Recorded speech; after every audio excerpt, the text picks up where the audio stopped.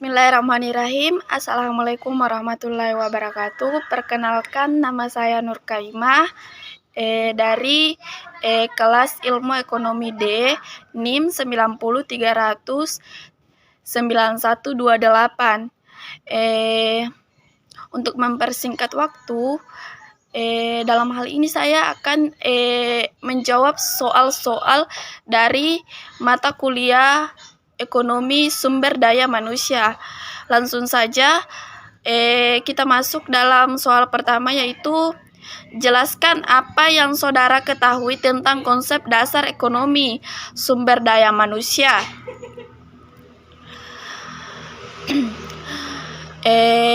Konsep dasar ekonomi yaitu manusia yang mampu bekerja untuk memberikan jasa atau usaha kerja. Mampu bekerja berarti mampu melakukan kegiatan yang mempunyai nilai ekonomis, yaitu kegiatan tersebut menghasilkan barang atau jasa untuk memenuhi kebutuhan masyarakat.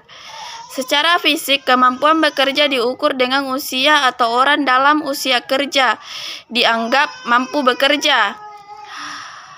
Kelompok penduduk dalam usia kerja tersebut dinamakan tenaga kerja atau manpower. Secara singkat, tenaga kerja didefinisikan sebagai penduduk dalam usia kerja.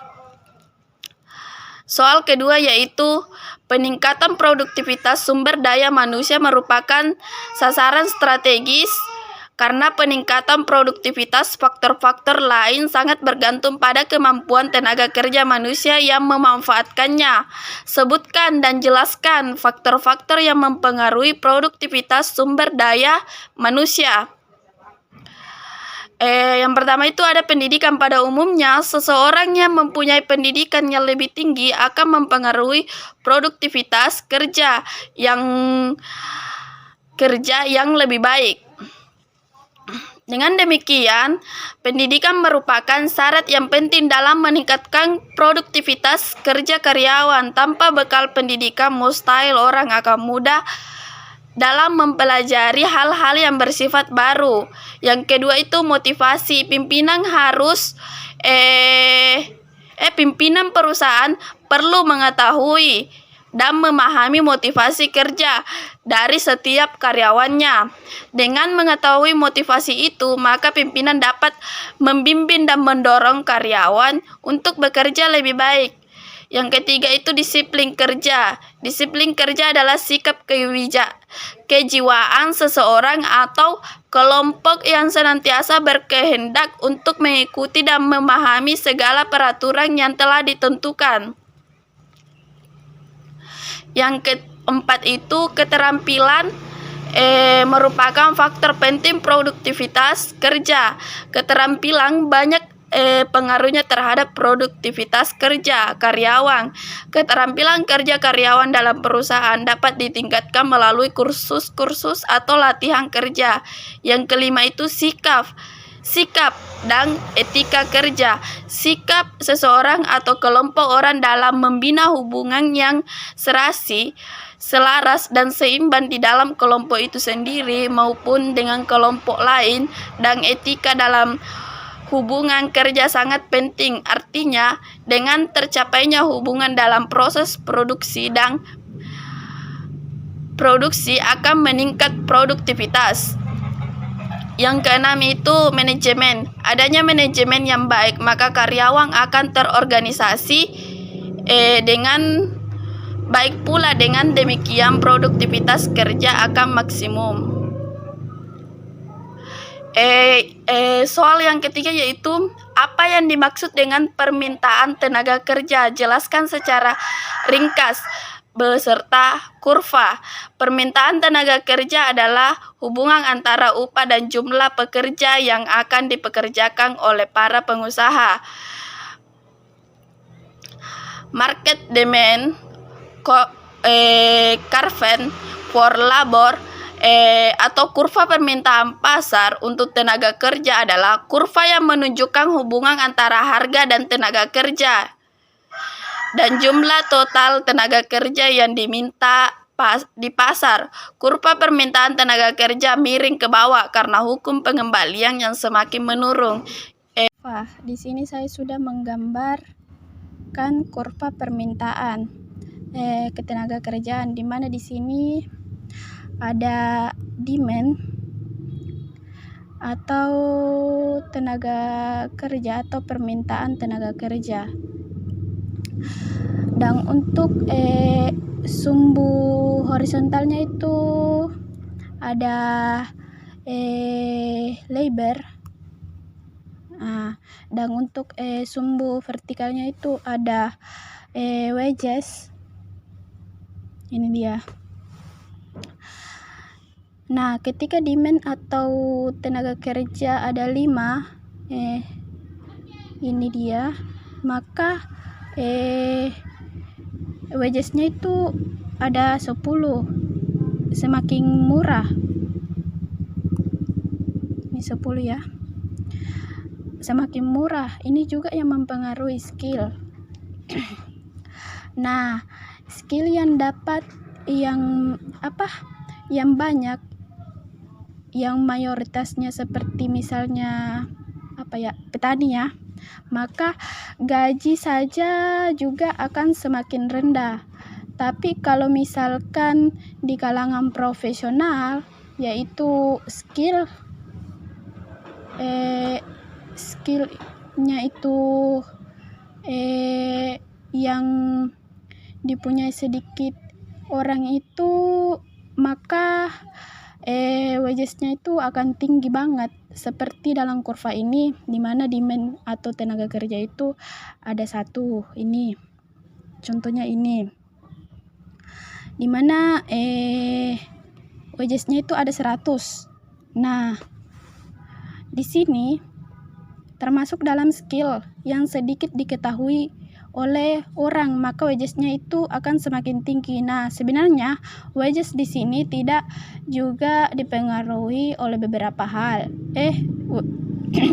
Nah, di sini sebenarnya wages juga dipengaruhi oleh beberapa hal yang bukan hanya skill, tetapi juga tingkat pendidikan dan sebagainya. Nomor 4 yaitu sebutkan dan jelaskan apa yang menjadi komponen permintaan. Yang menjadi komponen permintaan yaitu harga barang itu sendiri. Apabila harga suatu barang semakin murah, kecenderungan permintaan terhadap barang itu akan bertambah, dan hal ini berlaku juga sebaliknya. Tingkat pendapatan konsumen akan menunjukkan daya beli konsumen. Semakin tinggi tingkat pendapatan, maka semakin meningkat permintaan terhadap suatu barang tersebut. Yang ketiga itu selera masyarakat. Selera atau kebiasaan juga akan mempengaruhi permintaan suatu barang. Jika selera masyarakat terhadap suatu barang meningkat, permintaan terhadap barang itu pun akan meningkat. Contohnya gamis syar'i sedang menjadi tren sekarang. Akibatnya jumlah permintaan model gamis syar'i cenderung meningkat. Ya, selanjutnya itu jumlah penduduk. Semakin besar jumlah penduduk suatu daerah atau negara, semakin tinggi permintaan suatu barang untuk harga tertentu. Soal yang kelima yaitu jumlah tenaga kerja keseluruhan yang disediakan bagi suatu perekonomian tergantung dari beberapa faktor tersebut, yaitu gaya hidup industrial, yang kedua itu sistem upah, sistem bonus, kepuasan, dan keterbatasan inisiatif. Yang terakhir itu tingkat kepuasan kerja. Soal yang keenam yaitu jelaskan pengertian diskriminasi kerja dan jenis-jenis diskriminasi kerja. Mendengar kata diskriminasi kerja, di benak saya langsung muncul di mana dalam lingkungan kerja itu pasti ada salah satu pekerja yang selalu dibedakan atau dibanding-bandingkan dengan pekerja lainnya. Hal ini dapat berdampak buruk pada pekerjaan karyawan tersebut. Hal ini disebabkan karena adanya karakteristik yang berbeda yang notabene sama sekali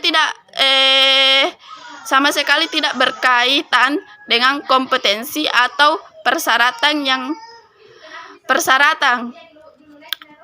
Nah, jenis-jenis diskriminasi kerja itu diskriminasi terhadap umur, diskriminasi terhadap gender, diskriminasi pandangan politik, dan yang terakhir yang saya ketahui itu diskriminasi terhadap suku, ras, dan agama. Soal yang ketujuh itu, jelaskan hukum yang mengatur diskriminasi dalam bekerja.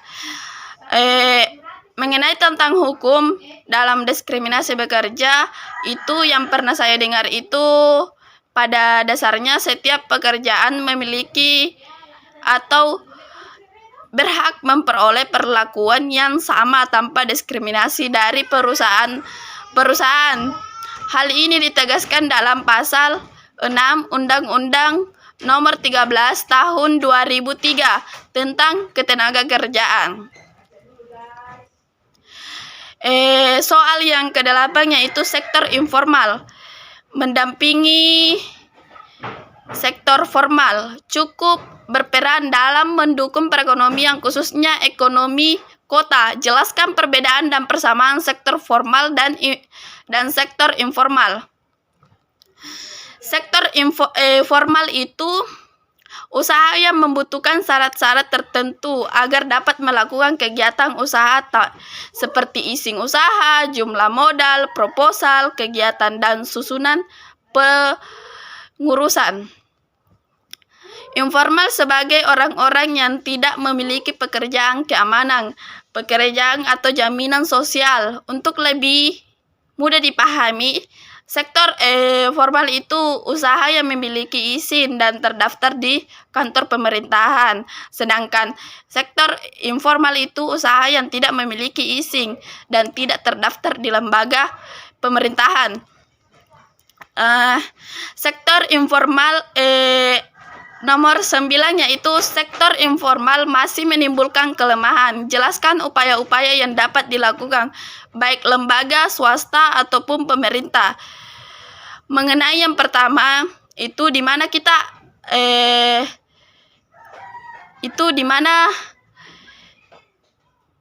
terdapat modal, di mana dalam sektor informal modal itu sukar diperoleh, sedangkan sektor formal dalam masalah permodalan itu relatif mudah diperoleh. Jadi tampak bahwa karakteristik antara sektor formal dan sektor informal bertolak belakang. Karena itu sangat diperlukan upaya pembinaan bagi sektor informal agar dapat berkembang dengan baik.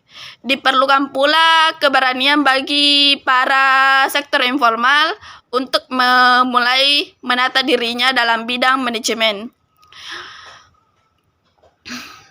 Meskipun karakteristik yang berbeda, tetapi munculnya sektor informal bukan hanya sekedar karena kurangnya lapangan pekerja dan bukan hanya menampung lapangan kerja yang terbuang dari sektor formal semata. Justru sektor informal mampu subsidi sektor formal karena sebagai pilar ekonomi, sektor formal cenderung tidak atau kurang efisien, sedangkan sektor informal merupakan sektor yang cukup efisien karena lebih mampu menyediakan kebutuhan kehidupan yang lebih murah. Soal ke-10 atau yang terakhir yaitu sektor informal dijadikan jaringan pengaman bagi pemecahan problem pengangguran. Apakah saudara setuju bahwa sektor informal harus dikembangkan? Berikan jawaban saudara dan contoh konstriknya. Sektor informal memiliki peran besar di negara-negara, sedangkan di negara-negara sedang berkembang, termasuk Indonesia. Sektor informal adalah sektor yang tidak terorganisasi, tidak teratur dan kemajemukan legal, tetapi tidak terdaftar. Sektor informal terkait dengan sektor pedesaan. Sektor informal memberikan kemungkinan kepada tenaga kerja yang lebih di pedesaan untuk migrasi dari kemiskinan dan pengangguran. Sektor informal sangat berkaitan dengan sektor formal di perkotaan. Sektor formal tergantung pada sektor informal, terutama dalam hal input murah dan penyediaan barang-barang bagi pekerja di sektor formal. Sebaliknya, sektor informal tergantung dari pertumbuhan sektor formal. Sektor informal kadang-kadang justru mensubsidi sektor formal dengan menyediakan barang-barang dan kebutuhan dasar yang murah bagi pekerja di sektor formal. Jadi menurut saya, sektor informal ini harus dikembangkan karena saling membutuhkan satu sama lain antara sektor formal dan sektor informal. Terima kasih, mungkin itu saja yang bisa saya sampaikan. Saya akhiri dengan ucapan wabillahi taufiq wal hidayah. Wassalamualaikum warahmatullahi wabarakatuh.